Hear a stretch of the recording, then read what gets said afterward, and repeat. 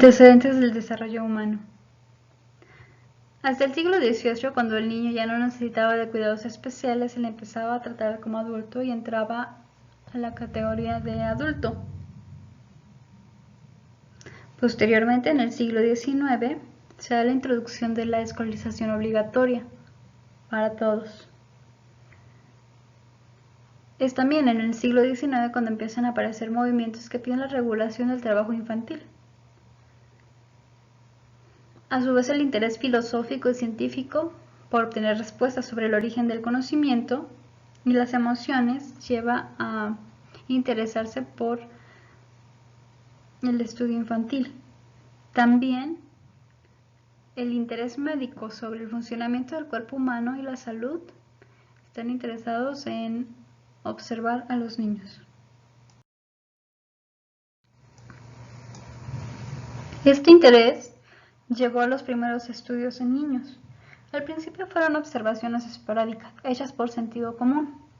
Los primeros estudios en niños fueron en aquellos que eran excepcionales, por ejemplo, superdotados, niños ciegos, niños aislados, niños con alguna anomalía. Posteriormente se registraron las primeras observaciones sistemáticas, que son ya biografías de niños normales, y es un filósofo alemán quien publica un primer diario de observación de uno de sus hijos. Estos diarios fueron el trabajo dominante durante el siglo XIX. Y es hasta finales del siglo XIX y principios del siglo XX que surgen los estudios estadísticos que continúan hasta hoy.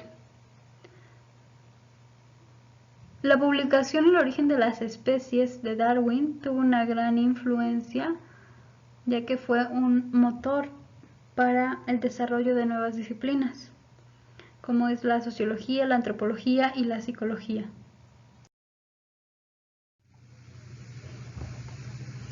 Se da la constitución de la psicología del niño como una disciplina independiente hace poco más de un siglo, y el psicólogo norteamericano Stanley Hall es el que a partir de 1883 generaliza el uso de cuestionarios para conocer el pensamiento infantil. Posteriormente, el desarrollo sistémico se presenta con ciertas diferencias de opinión entre estudios que son únicamente teóricos y trabajos que son teóricos y experimentales. Converge posteriormente la psicología evolutiva y la psicología experimental de mitad del siglo XX hacia la actualidad, y surge la psicología cognitiva, que es la que domina.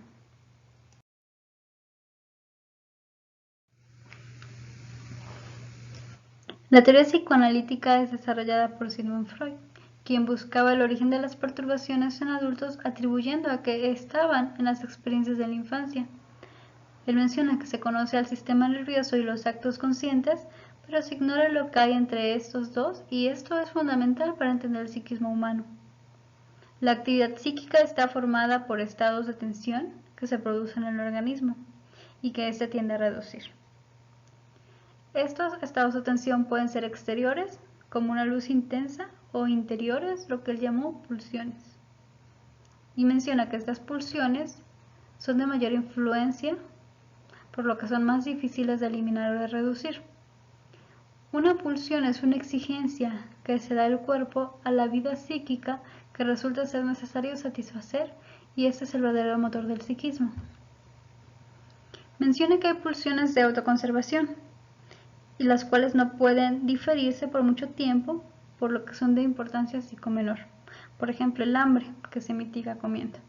Y también que hay pulsiones que tienen una importancia psicomayor, que son por la conservación de la especie, que son las pulsiones sexuales. Y estas pueden ser satisfechas de formas indirectas, cambiando de objeto, o pueden ser reprimidas para después aparecer mediante mecanismos como la sublimación o la represión.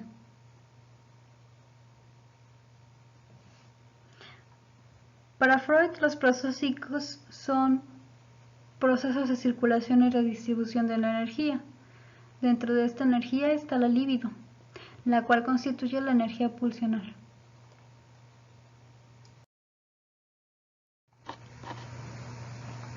El aparato funcional se constituye de el ello, el yo y el superyo. El ello es el depósito de la energía pulsional y contiene todo lo heredado. El yo surge del ello y se convierte en el regulador de las demandas pulsionales al recibir los estímulos del mundo exterior, es decir, es el árbitro. El superyo se forma en la infancia a partir del yo y este constituye el sedimento de la cultura, sobre todo a través de los padres y los maestros. Etapas del desarrollo de la sexualidad. La primera etapa es la etapa oral, que se da en el primer año, cuando el niño usa la boca para chupar cosas y alimentarse. Posteriormente se da la etapa anal, que tiene como ítem la eliminación o retención de heces. Después la etapa fálica, que se da de los 3 años a los 6 años, en la cual el niño descubre la diferencia genital entre hombres y mujeres. Se produce el complejo de Edipo o de Electra y termina cuando el niño se identifica con el progenitor de su mismo sexo. Posteriormente, la latencia, que es cuando la sexualidad está reprimida y oculta. Después la pubertad, que es un estadio genital. Finalmente, la edad adulta, en donde el individuo busca un compañero para compartir el placer genital. El niño puede quedarse fijado en alguna etapa sin pasar al siguiente, lo que puede producir trastorno de personalidad que se manifiesta en una conducta neurótica. Para la teoría psicoanalítica, las principales determinantes de la conducta son inconscientes, muchas veces por una motivación o una energía inconsciente.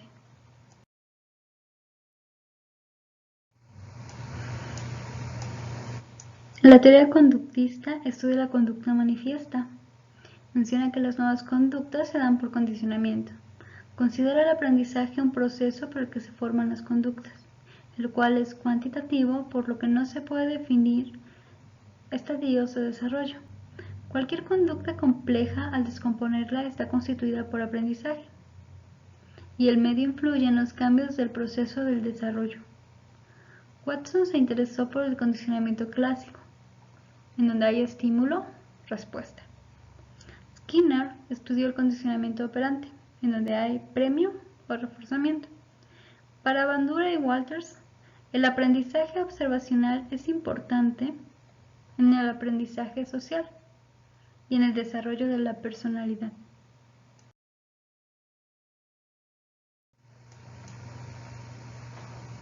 Psicología de la Gestalt. Mientras Max Wertheimer, Wolfgang Kohler, Kurt Kofka estudiaban un fenómeno llamado pi, descubrieron que el sujeto percibe directamente configuraciones complejas como una totalidad y posteriormente es cuando hace el análisis de los elementos que lo componen. Así, una gestalt es una configuración que no se reduce a la superposición de los elementos que la conforman, sino que posee cualidades en tanto que una totalidad, y la modificación de un solo elemento puede cambiar la gestalt en su conjunto, la totalidad. Formularon así las leyes de la organización perceptiva: ley de la proximidad, ley de la semejanza, ley de cierre, ley de continuidad. Teoría de Jean Piaget.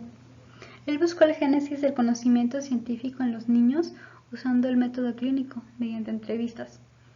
Para él, la inteligencia es una creación continua de formas que se prolongan unas a otras en un aspecto funcional. La continuidad entre el desarrollo biológico y el psicológico se da por las estructuras. Las estructuras biológicas condicionan una relación con el entorno, pero estas son limitativas, mientras que la actividad de la razón no tiene esos límites. La conducta es un proceso adaptativo que interrelaciona al sujeto con su medio.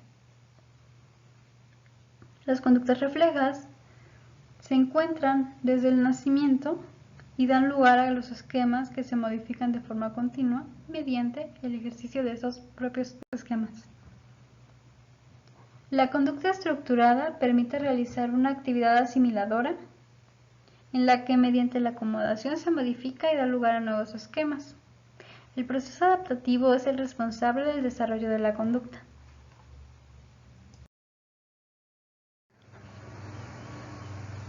El niño pasa por estadios. El primer estadio es del mes 0 al mes 1, donde son muy importantes los reflejos porque le permiten actuar, responder y relacionarse con el medio exterior.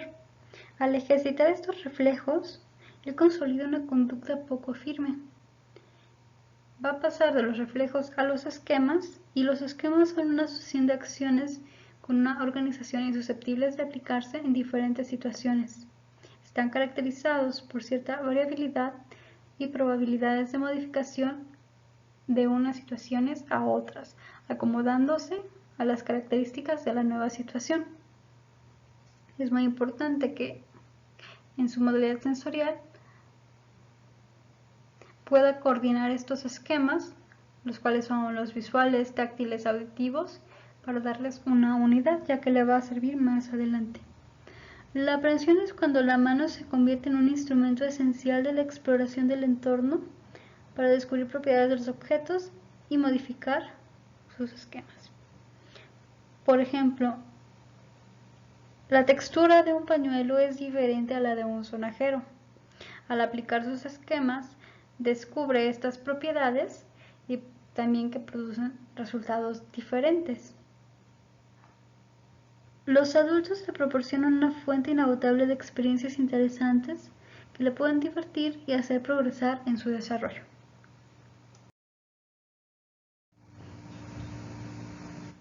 El segundo estadio va del mes 1 al mes 4. En él se encuentran las reacciones circulares primarias, que es la repetición de un ciclo que se está adquiriendo o que se ha adquirido aparentemente por el azar y que el niño está tratando de conservar, realizándola una y otra vez hasta que la domina. Estas acciones son referentes a su cuerpo, ya que él todavía no diferencia entre su cuerpo y el ambiente exterior.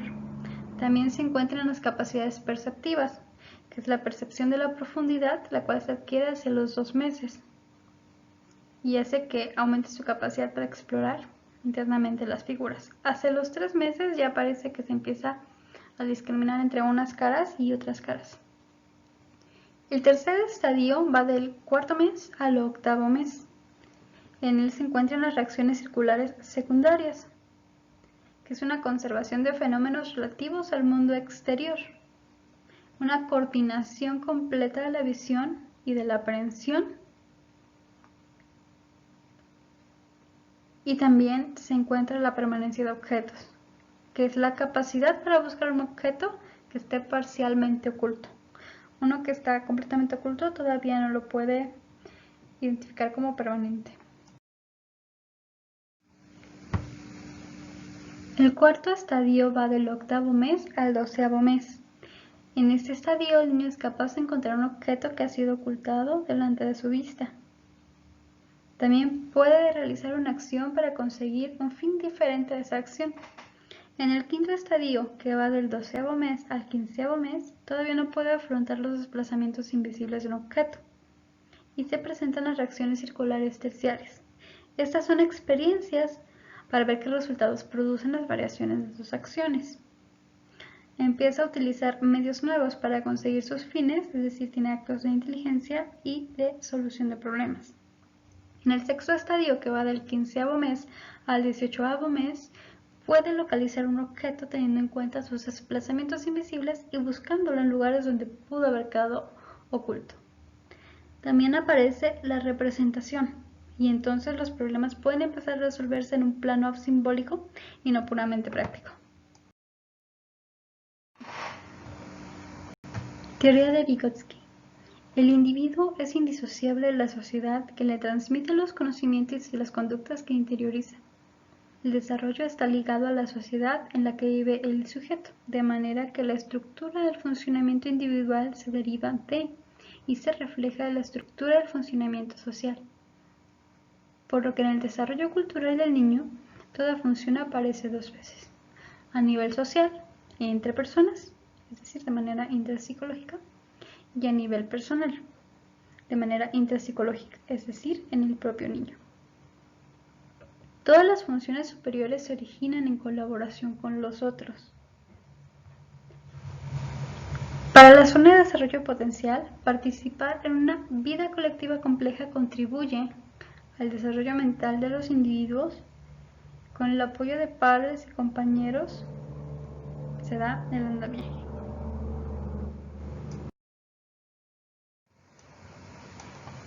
La teoría cognitiva estudia los procesos internos. Para la teoría cognitiva, el individuo es un procesador de información y constituye representaciones internas del mundo y su propia conducta por procesos asociativos. Un modelo es una representación simplificada de aquello que se trata de representar. La construcción del modelo de comportamiento permite predecir y describir el comportamiento humano en una multitud de situaciones. Weiner menciona que la cibernética es la ciencia del control y comunicación entre el animal y la máquina y estudia los modos de comportamiento de sistemas complejos. El hombre puede ser estudiado como una máquina, esto si la hipótesis hace sentido. Por ejemplo, las similitudes entre el cerebro y una computadora, como una comparación funcional, más que como una comparación de componentes. Ahí podría hacer sentido. Una comparación de componentes no podría hacer sentido, por lo tanto no sería funcional, no sería útil. Para el ejemplo de la comparación funcional, elementos de una simulación serían los siguientes: sistema de memorias interconectadas e información simbólica. Esto en una máquina sería un CPU.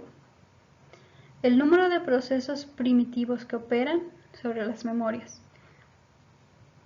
Esto en la máquina podría ser el sistema operativo que tiene las reglas de comunicación con la máquina por impulsos eléctricos. Y el conjunto de reglas que vendría siendo un programa. Esto en las computadoras sería un software, programa como tal, un conjunto de instrucciones. Los organismos son sistemas que reciben, procesan y transforman información.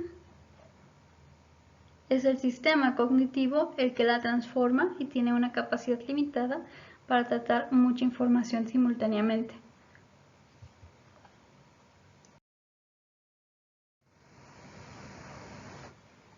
El hereditarismo menciona que desde el embrión están contenidas las potencialidades del hombre y que el ambiente es el marco para desplegarlas, como pueden ser la genética o el desarrollo motor del cuerpo. El ambientalismo menciona que la experiencia forma al hombre y está determinado por los factores ambientales, como puede ser un lenguaje nativo que tiene influencia por el lugar en el que la persona nace o se desarrolla, también sus hábitos o sus creencias. El hombre preprogramado es aquel que nace con disposiciones que determinan su conducta y al interactuar con las influencias del ambiente puede modificar o seleccionar ciertas influencias, pero con ciertos límites. Por ejemplo, la sonrisa parece innata, pero se consolida socialmente al ser usada en determinadas circunstancias. Un desarrollo canalizado es aquel en el que los factores ambientales afectan poco, como podría ser la genética, mientras que un desarrollo poco canalizado es aquel en el que el ambiente puede afectar mucho, como el desarrollo de la personalidad.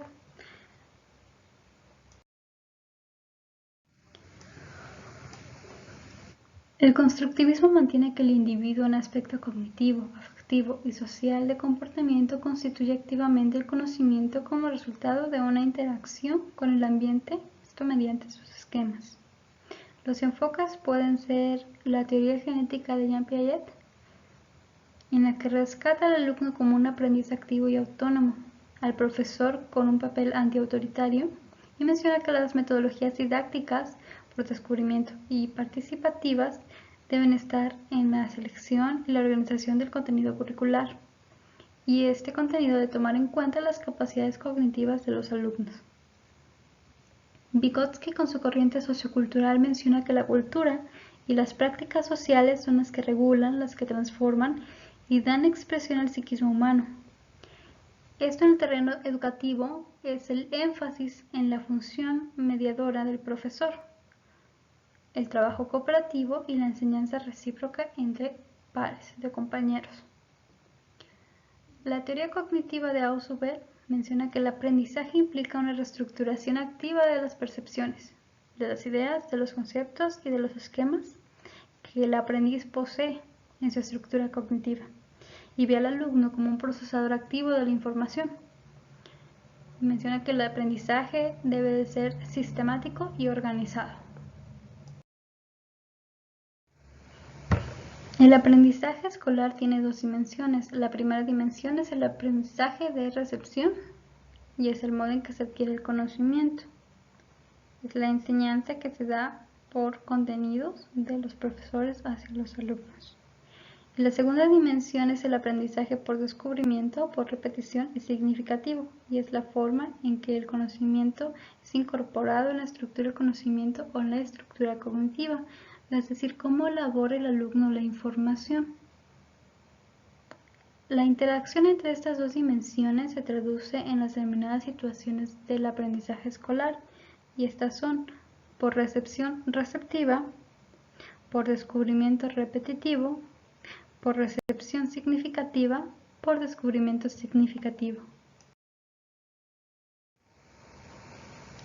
En el aprendizaje significativo, la estructura cognitiva está integrada por esquemas de conocimiento, los cuales son abstracciones o generalizaciones que los individuos hacen a partir de objetos, hechos y conceptos y sus interrelaciones, y estas se organizan jerárquicamente. El conocimiento previo es aquello que el individuo ya sabe y sirve como base para enseñar a partir de ello. Es importante que el docente se encuentre capacitado, motivado y dispuesto. El alumno tiene que estar motivado, dispuesto, presentar madurez cognitiva y tener conocimientos previos.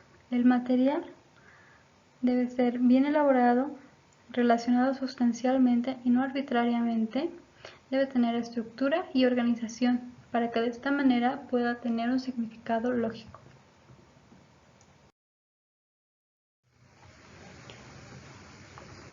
Para Ausubel, el proceso de aprendizaje significativo es porque las ideas expresadas simbólicamente son relacionadas de modo no arbitrario, sino más bien sustancial, y el alumno ya sabe algún aspecto esencial, una imagen, símbolo, y tiene actitud para relacionar el material nuevo con su estructura cognitiva.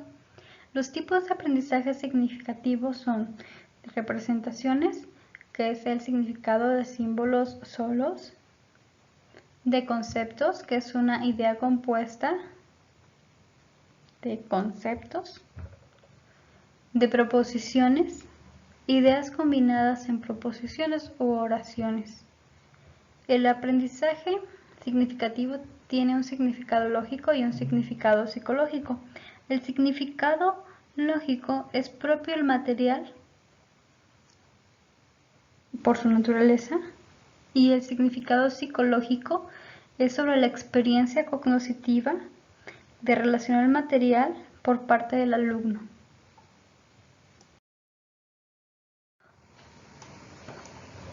Fases del aprendizaje significativo. La fase inicial es aquella en la que se recibe la información por piezas o partes aisladas sin una conexión conceptual. Se memoriza o se interpreta mediante los propios esquemas del alumno. Se presenta un escaso conocimiento sobre el tema y para poder compararlo se usan conocimientos de otros dominios, de manera que se puedan hacer analogías. La información que se aprende es concreta. Se utiliza el repaso como una estrategia para aprender. Se construyen suposiciones basadas en las experiencias previas para tener un panorama general del dominio a aprender.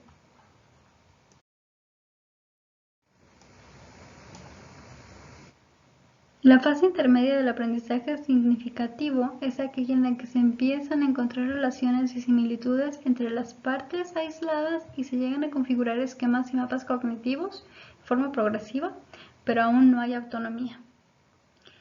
El procesamiento del material es más profundo, el conocimiento se vuelve aplicable a otros contextos, se da más oportunidad de reflexionar sobre la situación, el material o el dominio que se quiere consolidar.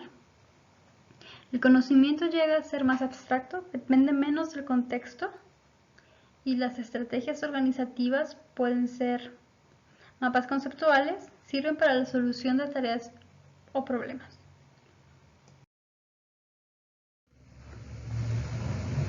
En la fase terminal del aprendizaje significativo, los conocimientos que comenzaron a ser elaborados en esquemas o mapas cognitivos están más integrados y funcionan con mayor autonomía. Las ejecuciones son más automáticas, es decir, que la acumulación de información a esquemas preexistentes se da y también hay una aparición progresiva de interrelaciones de alto nivel entre los esquemas. ¿Por qué se olvida algo? Probablemente se olvida porque se aprendió hace mucho tiempo, porque es poco útil o porque no se usa.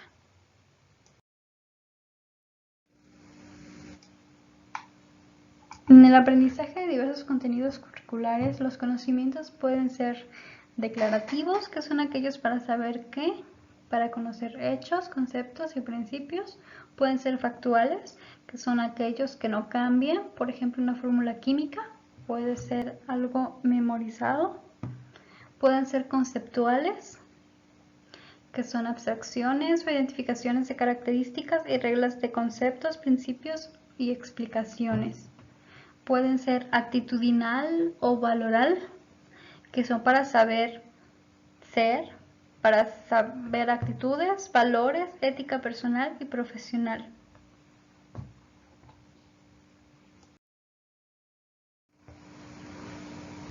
También están los conocimientos procedimentales, y estos son para saber hacer, para procedimientos, para estrategias, para técnicas, destrezas, métodos, entre otros. Por ejemplo, el uso de operaciones matemáticas. En este tipo de conocimientos procedimentales se debe clarificar la meta, secuenciar las acciones y tener una evolución de las mismas acciones. Los conocimientos procedimentales se dividen en 4 etapas. La primera etapa es la aprobación de datos relevantes. Aquí hay que explicar las reglas, propiedades y condiciones. En la etapa 2, que es la actualización y ejecución del procedimiento, se debe ejecutar por tanto y error. Y después se puede recibir una retroalimentación, lo que permitirá fijar el procedimiento. En la etapa 3, la automatización del procedimiento es porque se presenta una facilidad, un ajuste, una unidad y un ritmo continuo en la ejecución del mismo. En la etapa 4, el perfeccionamiento indefinido del procedimiento no es porque haya un perfeccionamiento con un límite de tiempo, sino que se puede notar una diferencia entre ser un novato y ser un experto. Esta etapa 4 se divide en 4 dimensiones. La primera dimensión es de una ejecución insegura a una experta.